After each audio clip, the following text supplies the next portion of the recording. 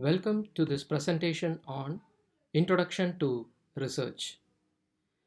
This is a topic taken by NPTEL for creating an online course. My name is Felix and I am going to show you what are the contents of this online course. As you see, this NPTEL course is offered by IIT Madras and there are weekly wise classifications at around 8 weeks, which is about 20 hours of training. And you can see the professors and the faculty members of IIT Madras who will be taking the sessions for this MOOC. Coming back to the PowerPoint, these are the topics this MOOC offers. What is research?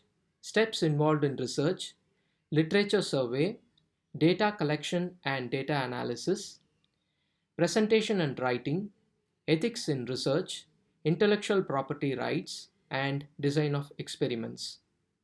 Now, before we jump into this course, I would like you to reflect for 2 minutes, pause this video, and reflect what does PhD research imply to you? Record your ideas and reflections in your course journal.